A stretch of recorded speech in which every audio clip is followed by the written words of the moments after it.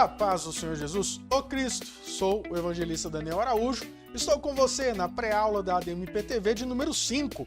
Um tema, assim, bem convidativo, que é motim em família. Esse trimestre, com orientações, temas, discussões, tudo aquilo que envolve o vínculo familiar e a estruturação e embasamento de uma família cristã sadia. Vem com a gente, participa dessa pré-aula, conto com sua presença, sua colaboração até o final. Deixe seu like, se inscreva no canal, acione o sininho de notificações. Muito obrigado desde já por você, por essa oportunidade, mas até o final da lição. Vamos lá?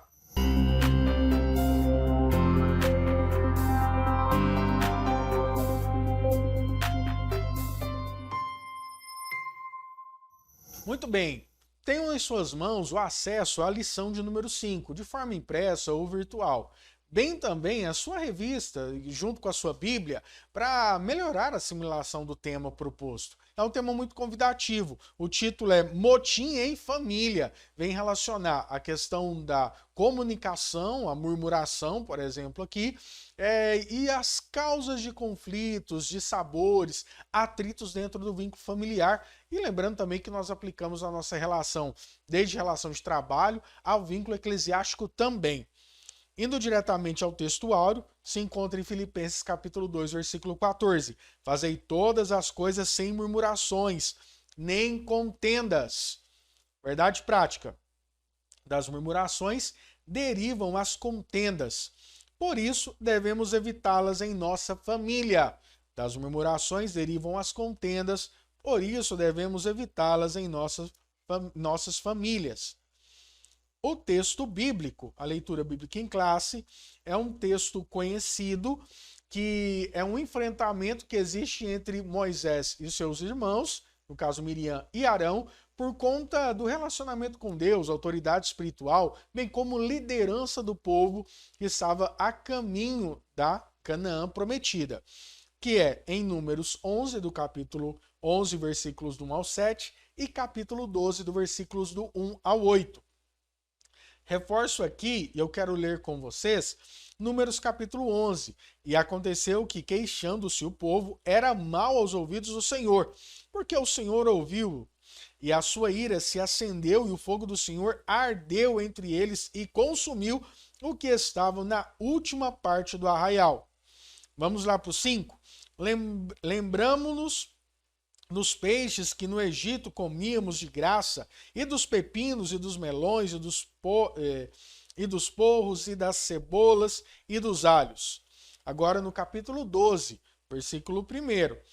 E falaram Miriam e Arão contra Moisés por causa da mulher cuxita, que tomara porquanto tinha tomado a mulher cuxita. E disseram, porventura falou o Senhor somente a Moisés? Não falou também a nós?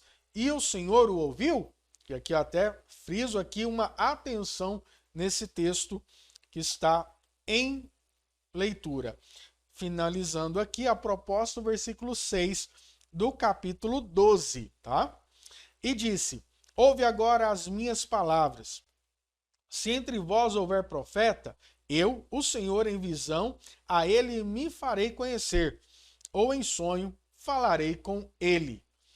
Duas partes aqui bem interessantes. A primeira, o povo de Israel se posiciona afrontando Moisés, descredibilizando tudo aquilo que Deus já tinha feito com eles.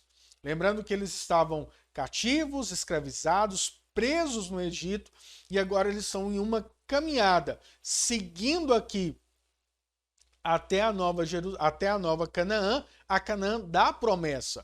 Em outro ponto, também por murmuração, agora dentro do vínculo familiar. O autor, o escritor do texto bíblico, sai de uma visão macro-organizacional até chegar dentro de um ponto mais micro. E vem falando sobre a dificuldade que é provocada pela murmuração. Vamos lá ler um pouquinho a apresentação da lição, o objetivo da lição, que vai ser estudado no próximo dia, ou domingo, ou sábado, dependendo da sua congregação, da região em que você está. Temos igrejas dentro do nosso ministério que tem a escola bíblica não no domingo de manhã, mas em outro dia da semana. Primeiro, objetivo da lição, apresentar as raízes e danos causados pela murmuração entre o povo de Deus. 2. Identificar o real motivo que culminou a rebelião dos irmãos contra Moisés. E 3. Conscientizar de que Deus honra o líder manso e humilde, punindo o que lhe intentam o mal. Na parte introdutória, nós temos aqui reforçando o objetivo da lição. A presente lição nos exorta a respeito do cuidado com as murmurações e as contendas na família, que contribui com a desarmonia familiar. Estava fazendo uma pesquisa bem objetiva. Não sou psicólogo, mas eu gosto muito de estudar sobre. E aí nós temos a oportunidade dos nossos irmãos da área da psicologia de incrementarem a sua aula, mesmo enquanto professor, quanto aluno também tendo a participação. A murmuração é resultado de um comportamento negativo, uma forma negativa de você ver as inter-relações sociais, humanas, ou mesmo aquilo que nós vamos falar sobre o acaso. A leitura do mundo que cada um tem, ela vai promover no homem também sentimentos e emoções. Não é simplesmente a verbalização, mas de forma neuropsíquica ou com substâncias neurológicas, elas também afetam o nosso cérebro. E pesquisas modernas vêm mostrando que o fator positivo ou negativo da leitura que cada um de nós temos das nossas inter-relações no mundo provocam também efeitos danosos, neurotoxinas ou toxinas que afetam o nosso comportamento e a nossa saúde. Quando eu fiz uma pesquisa em um texto da Isto É, está online, fica a dica para vocês, uma reportagem de 29/6/2022. O tema da reportagem é as 12 razões mais comuns do divórcio. Por que falar do divórcio? Eu estou falando da família. E eu quero mostrar para vocês que o efeito negativista ou essa visão negativa das inter-relações ou a murmuração, como a revista nos traz, provoca fatalidades terríveis no nosso vínculo social e familiar. Olha só, a primeira causa que a Isto É traz para nós na discussão sobre motivos de divórcio é a comunicação, ou a falta de compreensão da comunicação, ou mesmo a dificuldade em se comunicar. E aqui eu estou falando da murmuração e ela faz parte do processo de comunicação. E a murmuração, quando ela instiga um fator negativo dentro do relacionamento, provoca brigas, discussões, uma comunicação ruim, uma comunicação nociva. Olha só, e o fator de número, deixa eu conferir aqui, de número 9 é a falta de apoio emocional. Não vou ler os 12. Quero reforçar o primeiro, que vem falar sobre a comunicação, quando ela é insuficiente ou quando ela não é eficaz, que provocam atritos. E aqui eu posso iniciar com uma murmuração, um depósito de sentimentos negativos dentro do diálogo, que vai promover uma briga. E o 9, que a Isto É traz, o ponto 9 é a falta de apoio emocional. A murmuração, ela provoca em nós um sentimento egocêntrico, introspectivo, em que os nossos sentimentos são maiores do que o do outro. Lembrem bem, nós estamos vivendo em comunhão, estamos vivendo aqui a necessidade de valorizar o outro. E quando os meus sentimentos sobrepõem os dos outros, é algo que provoca uma rusga no casamento ruim. O casamento, ele tem que ser uma construção mútua. Existe uma sinergia, existe uma valorização ao que a gente chama de via de mão dupla. Quando é somente o vem a nós e nada ao vosso reino, provoca atrito, provoca uma depreciação das emoções e do sentimento do casamento. Olha só o que nós já vimos. A murmuração, que é a interpretação simplesmente negativa das inter-relações que nós temos com a sociedade e com o meio, provoca em nosso organismo o acúmulo de substâncias ruins e provocam até mesmo doenças. E socialmente atrapalha as relações. E ponto 2, a questão quando nós temos muita murmuração, é que o nosso sentimento seja maior do que o outro. Abre aspas. Teologicamente, um dos pecados que nós podemos citar é a coisificação do próximo. O que é isso, Daniel? É quando o outro ele tem que ser refém ou diminuto ao meu prazer. É quando o outro indivíduo, a outra pessoa, ela é escrava do meu prazer. E o primeiro mandamento é amar o Deus sobre todas as coisas e o próximo como a ti mesmo. Então, coisificar o próximo é pecado. E quando eu uso o subterfúgio da murmuração, eu estou julgando, diminuindo o próximo e não reconhecendo de uma forma positiva. Sabe aquela história do que você vê o copo meio cheio ou meio vazio? Faz parte, meus irmãos.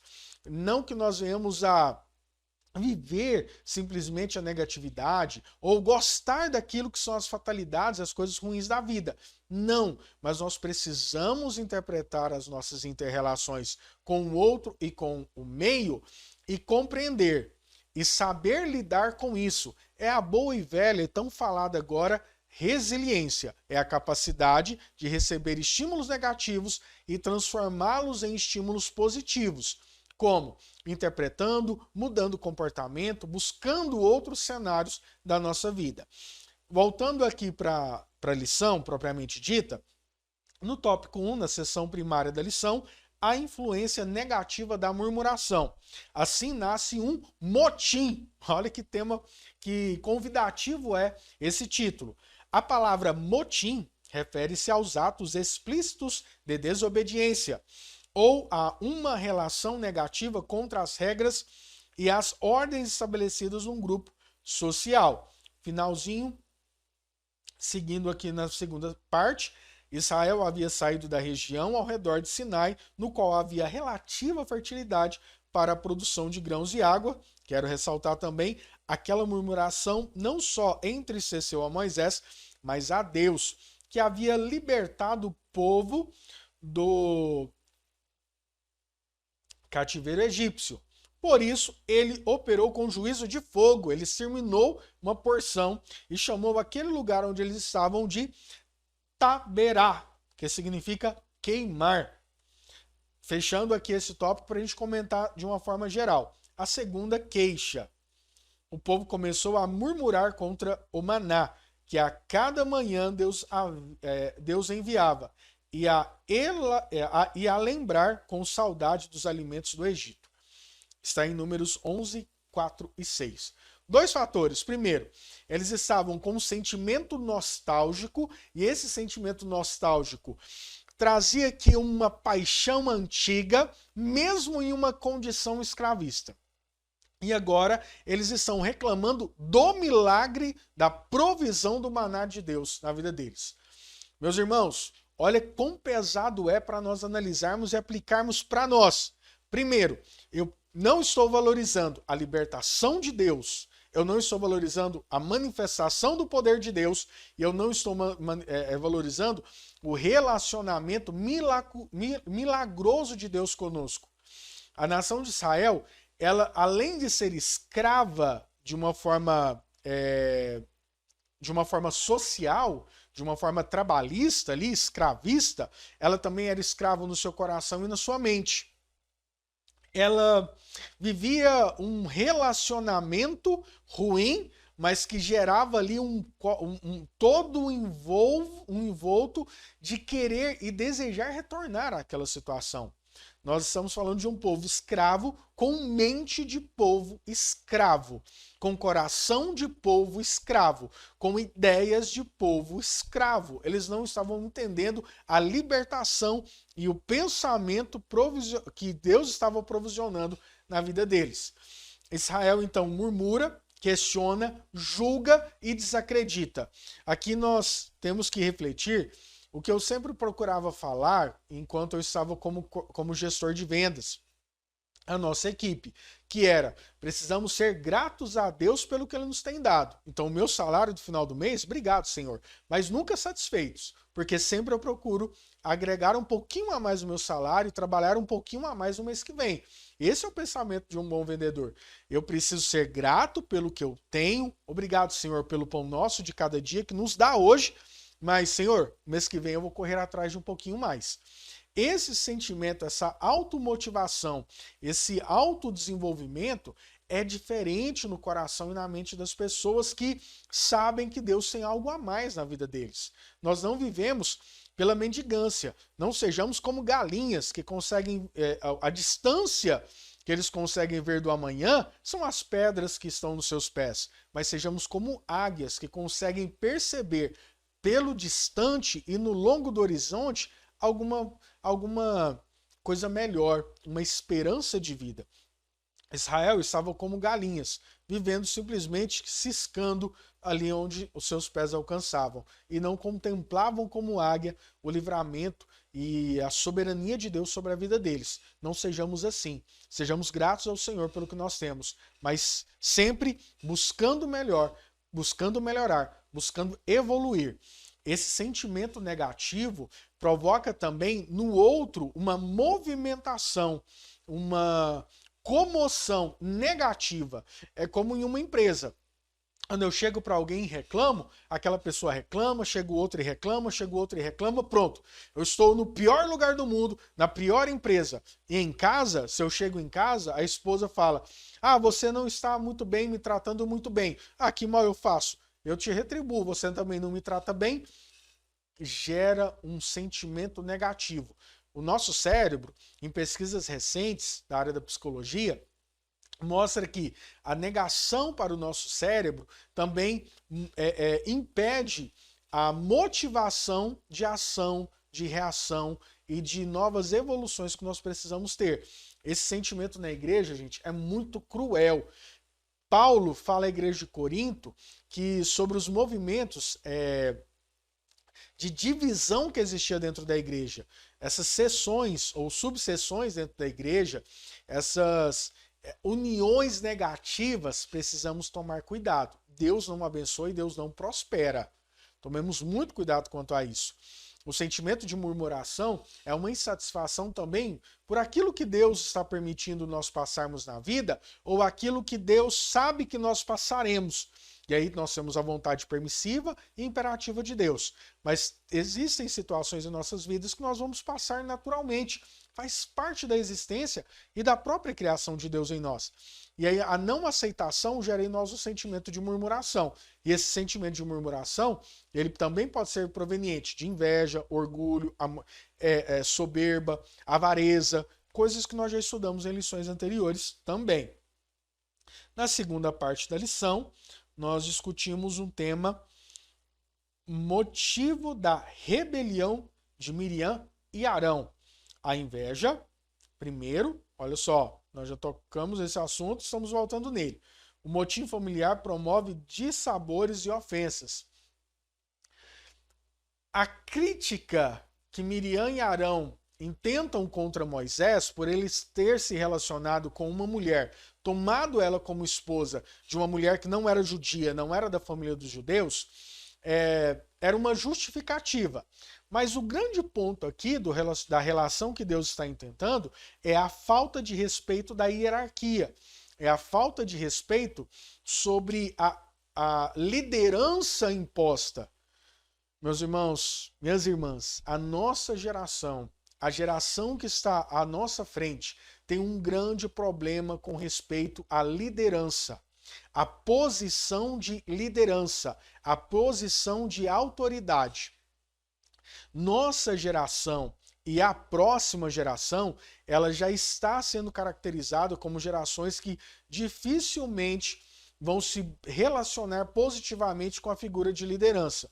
Vivemos dentro das próprias famílias uma situação cruel, uma situação ruim, em que os pais não conseguem se posicionar com autoridade. Não estou falando aqui de autoritarismo, que é uma outra coisa, mas com autoridade, que é a figura paterna e materna dentro do vínculo familiar. Precisamos posicionar e ter a autoridade imposta em nós de pais e mães, porque somente assim os nossos filhos também aprenderão a ter autoridade quando lhes forem colocados cenários de autoridade. Se eu tenho uma autoridade fragilizada, vou gerar sucessão de líderes também com autoridades fragilizadas. Estamos falando aqui de um mal social, um mal que vai impactar toda uma geração, que se não for tomada uma posição, irá gerar pais e mães também fragilizados no sentido de autoridade. E com certeza você tem algum exemplo quanto a isso. Quando Miriam e Arão usam de um subterfúgio para julgar o comportamento de Moisés, eles não estão julgando ali de uma forma igualitária, eles estão diminuindo a autoridade. E essa autoridade foi instituída por Deus. E Deus mostra através do julgamento imediato de Miriam que o comportamento deles estava errado. Eu gosto muito de dizer que dentro da família nós temos papéis muito bem desenhados, de acordo com a palavra de Deus. O homem tem um papel sacerdotal. Ele é a referência cerimonial, referência de adoração e de relacionamento com Deus. A mulher tem também um papel. E aí nós deturpamos a fala aonde Paulo fala de submissão como sendo inferior quanto pessoa, e não é isso. Como sendo inferior enquanto trabalho, e não é isso. São missões estabelecidas e a mulher tem uma missão, uma submissão mais doméstica, enquanto o homem, ele tem a missão de sustentar e estruturar espiritualmente. Irmão, se posicione como sacerdote da sua casa. Irmã, respeite a liderança sacerdotal do seu esposo. Respeite a liderança sacerdotal imposta sobre ele.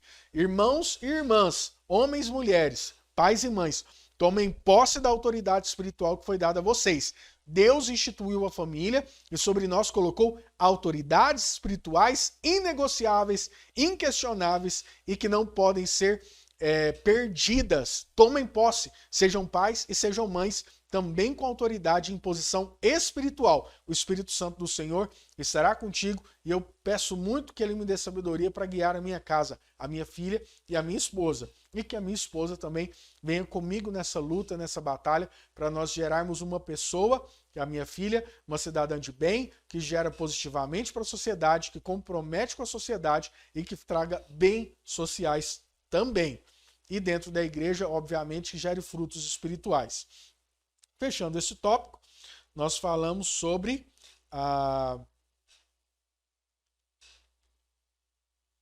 Nós falamos então a justificativa e o motim familiar que promoveu desavenças.